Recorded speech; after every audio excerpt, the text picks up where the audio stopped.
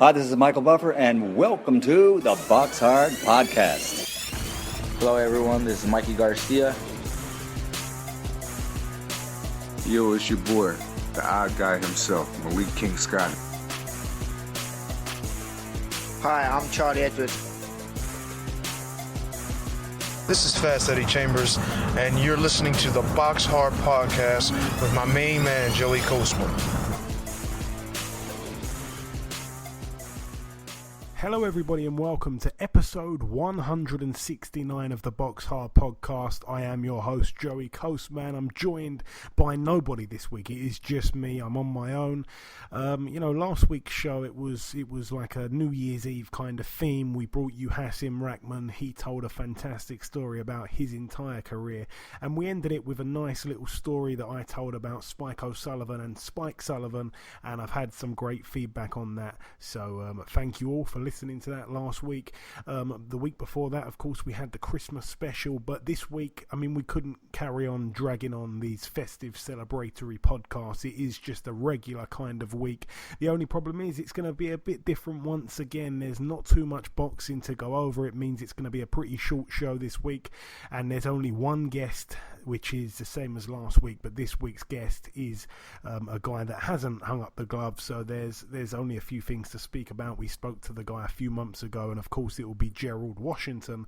But yeah, that's about it really. There's nothing to review. I will just go over the little bits of news before we bring in guest number one, and the pieces of news that I have for you is that Liam Smith has decided to sign a promotional contract with Matchroom Sports. He'll now be promoted by Eddie Hearn. It's a funny one because obviously all the Smith brothers, they're all trained by Joe Gallagher, but weirdly 3 of the brothers were with Eddie Hearn, and one, which was Liam, was with Frank Warren. And for a while it seemed like it worked for him. He actually become the quickest of all the Smith brothers to win a world title. Since then, of course, he lost the belt. He had the big fight with Canelo and the rest of it. And yeah, he's decided to part ways with Frank Warren. It's been very amicable. It's been very respectful. Frank Warren sent out a nice tweet basically congratulating him on his career thus far and wishing him all the very best for the future. And, I echo those sentiments. I think he's a real good, solid fighter, Liam Smith. He can provide many, many tests at 154. Perhaps, it's going to be quite difficult to win a world title, but, I feel like him and all of his brothers should have all been together, and 3 of them were, but he was the only one who wasn't with them. So, it's a shame that we're not going to get all 4 on one card, because obviously Paul Smith's retired and Stephen Smith, I'm not quite sure what's happened since that fight where his ear was hanging off. Callum Smith obviously doing tremendous things at the moment. But yeah, that's really it for that piece of news. We also saw TJ Doheny sign a promotional contract with Matchroom as well. Obviously, Doheny's the guy that went out to Japan when no one gave him a chance, and he upset the odds and became the IBF World Super Bantamweight Champion. So that's quite a nice name there for Matchroom. I'm sure that there'll be some nice fights that they can work out for him at Super Bantam. I'm trying to think. I'm guessing it's probably going to be someone like Gavin McDonnell, if Eddie Hearn wants to give him another shot at Super Bantam. So that'd be interesting should that happen. I'm actually all for that fight. I quite like the sound of that, if I'm being honest. And I think that's about it for the news. There hasn't been too much going on. Like I say, it's been kind of a bit of a dead period at the moment in boxing. All the other podcasts have took some time off, but we've still brought you a show each week as per usual. And yeah, that's about it. I've run out of things to say here, so that's it for part 1. Just before we wrap up part 1, the last thing to do is to welcome our sole guest on this week's podcast. Ladies and gentlemen, please welcome the former heavyweight world title challenger. It is, of course, Mr. Gerald Washington. Gerald, welcome back on the show, my friend. Thank you very much. Thank you for having me. It's always a pleasure. So, Gerald, I'm not expecting this interview to last too long because we did catch up with you back in June. It was just after your win over No Fire. Not much has happened really since then. One thing that has happened though is we got to see a fantastic heavyweight scrap between 2 of the very best in the world, Tyson Fury and Deontay Wilder.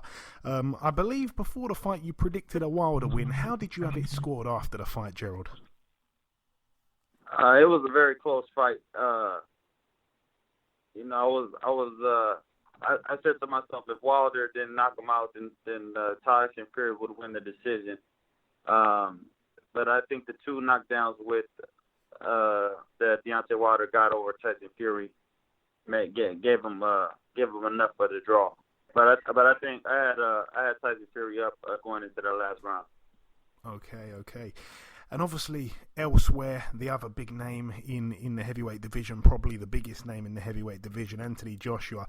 A lot of people over here are getting a little bit tired of him. And, a lot of people, their reason behind that is because they want to see him fight the likes of Fury or Wilder. But for whatever reason, those fights seem like they're just not going to happen at the moment. It's looking like Joshua, in his next fight, which will be in April, will take on Dillian Whyte.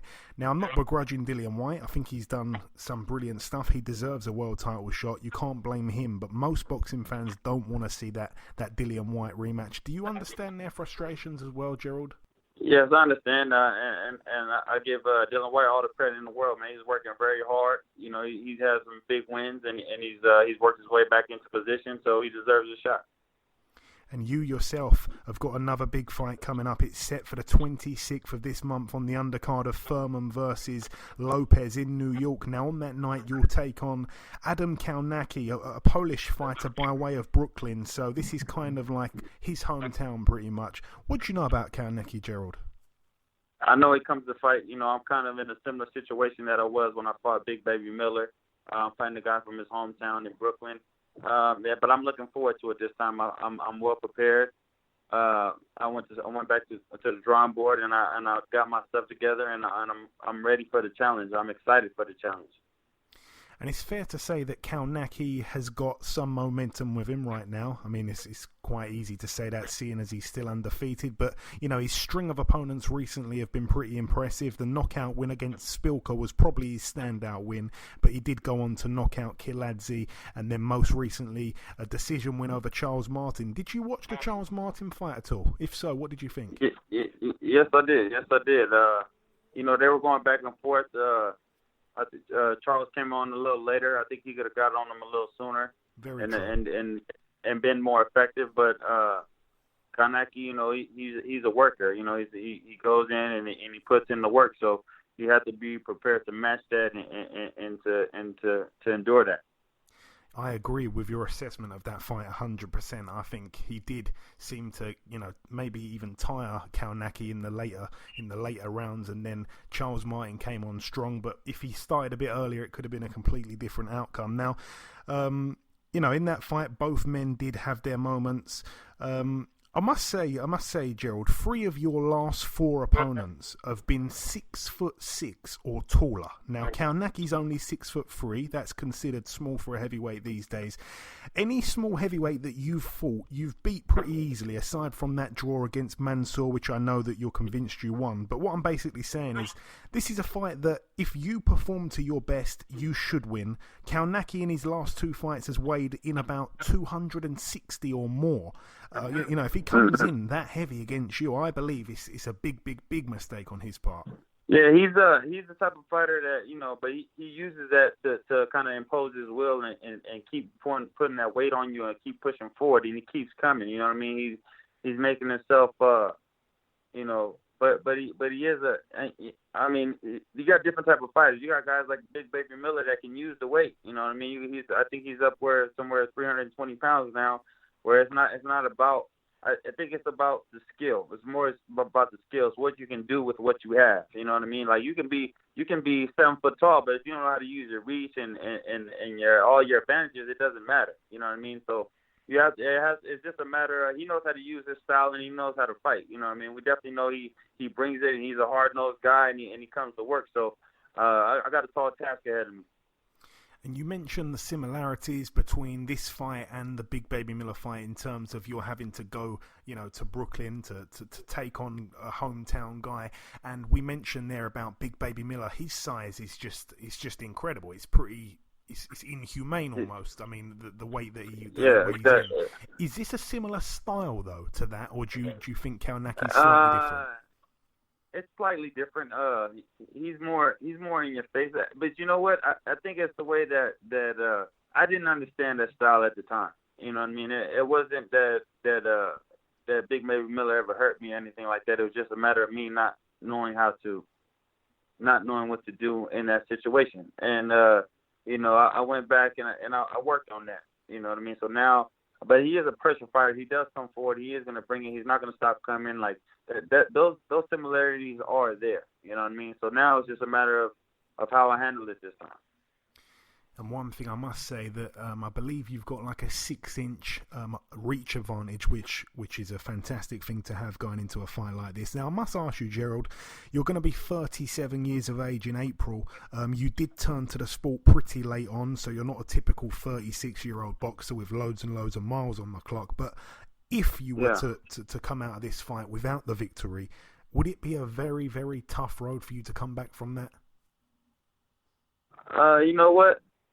I'm not thinking about that right now. What I'm thinking about is everything that I've done to this moment. You know what I mean? Is to win this fight and to move forward. You know what I mean? I'm not thinking about anything else as on the other side. Like I was thinking about the Rocky one. There is no tomorrow. There is no tomorrow. Everything that I've put in, all the work that I put in, and I'm working very, very hard. I'm gonna lay it all out on the line on January 26th. For my career, for my life, you know what I mean? This fight means the world to me, and to my career, you know what I mean? I plan on putting it all on the line, and I have to do it on that day. I'm not looking forward to anything until I get past that, and I have to do it. And I want to get your prediction for the fight if I can, Gerald. Do you have one for us at all that you can share? Oh, it's gonna be the type of the style matchup that it is. I definitely think it's going to be a stoppage victory. You know, I'm coming in there. I'm coming in there to work, but I'm going to take it as it comes. You know, I'm going to go in there and work, and if the opportunity presents itself, then I'm going to go. Then I'm going to get him out of there. You know what I mean? But I know he's coming to fight, and that makes for an action fight. And my last proper question for you, Gerald, is if we do get to see the rematch between Deontay Wilder and Tyson Fury happen in 2019, who would you have coming out victorious should there not be another draw? For the most part, I'm rooting for Deontay Wilder. You know what I mean? He's the American heavyweight champion. But I think he has more of the adjustments to make in the fight. Tyson Fury is going to be a more confident fighter. He'll be in better conditioning and better condition, and better physically.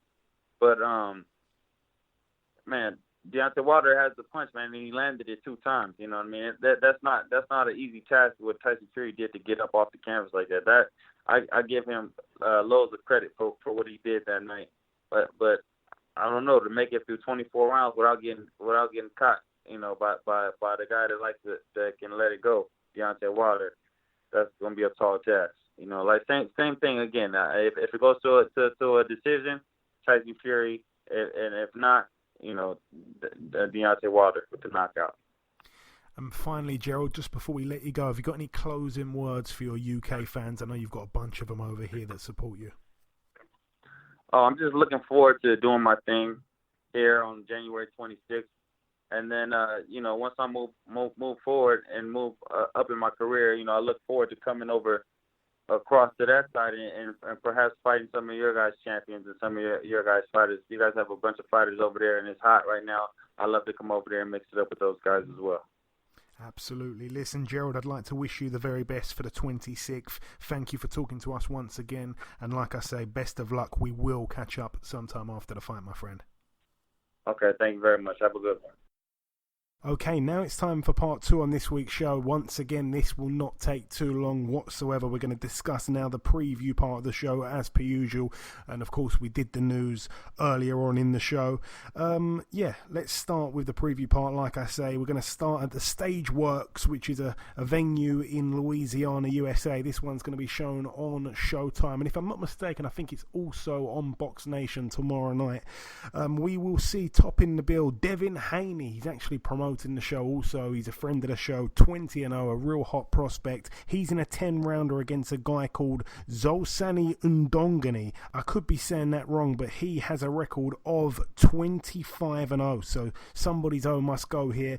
This guy Undongani, he is a South African fighter. He's known as the Wasp, so it will be quite interesting. It's not for a title, despite Undongani, I believe he's the WBF world champion, which again doesn't really mean too much when you're talking about the top 4 sanctioning bodies in boxing. But yeah, it's a good step there for Devin Haney once again, you know. So I'm all for that one. On the undercard, we've got Dominic Wade, 18-1. He hasn't fought since his sole loss to Golovkin. I think that was a little while ago. I think that was a couple years back now. It was back in 2016 in April, so almost 3 years out of the ring. It'll be interesting to see what he has left. You know, we didn't ever see too much from Dominic Wade, but to be out of the ring for 3 years, I'm not quite sure why it took him so long to get back in the ring, but he's in a 6th rounder here. His opponent yet to be announced. Moving out now to Argentina, we have Fabian Maidana. Now, of course, everyone's talking about Marcos Maidana at the moment because there's so many rumours that he may be coming back to the sport of boxing. I'd welcome him back, to be completely honest. I'm not quite sure he'll be able to make 147 or 140 ever again, but it will be an exciting comeback should he come back. I know he's called out the likes of Amir Khan, Canelo and Manny Pacquiao. I'd like to see the Broner rematch, but I think it all depends on what happens with Broner and Pacquiao. You know, whoever wins out, I guess, or maybe the loser. Will it still be interesting? Maybe. But anyway, back to what I was talking about here. Fabian Maidana, the brother of Marcos, his record 16-0. I think he's also in the top 10 rankings in 1 or 2 of the governing bodies. He's got 12 knockouts, so he's pretty big of a puncher, just like Marcos. He takes on a guy here called Haider Para, who's got a record of 32-2. Of his 2 losses, 1 came to Darlis Perez and 1 came to Takashi Uchiyama for a world title at super featherweight. So yeah, both of his losses have come to good world level operators. So it'd be interesting to see here how Fabian Maidana gets on in the Estadio Polideportivo in Mar del Plata in Buenos Aires, Argentina.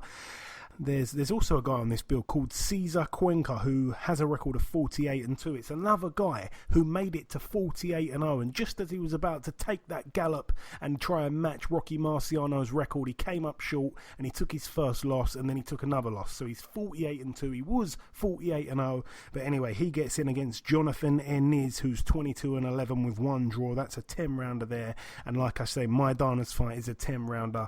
But that's really it for Argentina. Now the final bill to mention, it happens on this Sunday at the Microsoft Theatre in Los Angeles, California, USA. It's going to be shown on USA Fox Sports 1. It's a good card, in all honesty. There's a few decent fights to mention, but getting down to the big names, it's the return of Guillermo Rigondo. He hasn't been seen since the loss to Lomachenko. You know, he was a fantastic fighter, Rigondo, and rightly so. He was in lots and lots of top 10 pound-for-pound lists.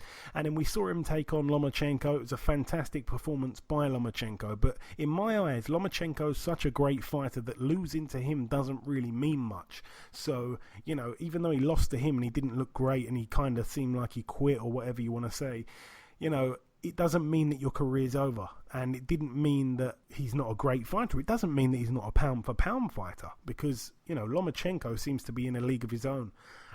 So yeah, you know, I've got no problem with a guy even quitting against a top 3 pound-for-pound fighter in Lomachenko. You know, it's out of him, Usyk and Crawford surely in everyone's top 3. So if you lose to one of those guys, even if you're a pound-for-pound fighter, it doesn't mean that you're no longer a pound-for-pound fighter. Not in my book anyway. So yeah, it'd be interesting to see what he brings to the table. He's been out the ring for just over a year. I think it was December 2017 when he fought fought Lomachenko. So he gets in against a guy called Giovanni Delgado, who's 16-8. And of course Rigondeaux 17-1. That is an 8-round contest there. And also on the bill, great fight this that's gone under the radar. The brother of Omar Figueroa, his name Brandon Figueroa, 17-0. He's in a 10-rounder against Moises Flores. Funny enough, a former opponent of Guillermo Rigondeaux. His record 25-1. He's the guy that actually fought Rigondeaux in that really weird fight where he kind of got hit after the bell and then he stayed down, and Rigondeaux ended up, possibly getting disqualified, and Vic Drakulic, the referee at the time, if my memory serves me correct, made a complete mess of it, and it ended up being a no contest after everything. But Moises Flores is a decent fighter. Like I say, 25-1. The one loss came to Daniel Roman on points, and he takes on Brandon Figueroa, a man that's very much on the up, very, very tall for his weight, Figueroa, if I'm not mistaken. So that should be an interesting fight there. That's a big step up for Figueroa. He needs to come through that if he's gonna amount to world titles anytime soon. Saying that, he is only 22 years of age. That's a big step up there. It really is. I need that to get the credit that it deserves. And also topping the bill here for the IBF World Super Middleweight title, we have Jose Uzcategui, 28-2. His first defense of the IBF title that James DeGale vacated in order to not fight him, really. And he takes on Caleb Plant, 17-0, a very hungry, up-and-coming 26-year-old. The thing about Uzcategui, he's looked absolutely fantastic lately. He really has. And, some people say that he's a nightmare for everyone. Some people forget about the loss that he took to Korobov. I mean, Korobov has shown us the other week that he's still got a lot in the tank despite being out of the ring for a long, long time. But Korobov was a good fighter, especially back in 2014 when he inflicted the first loss on Mr. Uzcategui's record. So to me, this is a good fight. I think Caleb Plant, when you look at his record, the best win for him is a win over Porky Medina, and on one of the scorecards he won every single round. That wasn't the case when James DeGale fought Medina, so that looks like a decent win to me. That was earlier on this year in February. I mean, Medina has, since that James DeGale fight, added a few more miles to his clock. That loss that he took to Benavidez was quite devastating. But it's a good win there to come off the Porky Medina win and then jump in with Uzcategui. I think he's got a chance here, Caleb Plant. I think he has got a chance. I think he's got a fairly decent chin. I think he's quite tough. I think he's been in there with a couple of bangers that haven't really given him any problems. So, it could be quite interesting. I think he's quite a polished boxer, Caleb Plant. But the thing is, Uzcategui, he has got that experience. He has shared the ring with better opposition over the years. To take on Korobov 4 years ago, that's a world level fighter right there. And we saw that against Charlo the other week. He's been mixing it at the top level for a while, Uzcategui, and Caleb Plant obviously has really had that one standout name, which was Medina. But yeah, that could be the undoing here. I remember Uzcategui when he took on Julius Jackson as well. He took Hizzo, Julius Jackson, a friend of the show. I remember that one. It's a good fight, but you'd have to favour Uzcategui going into this one.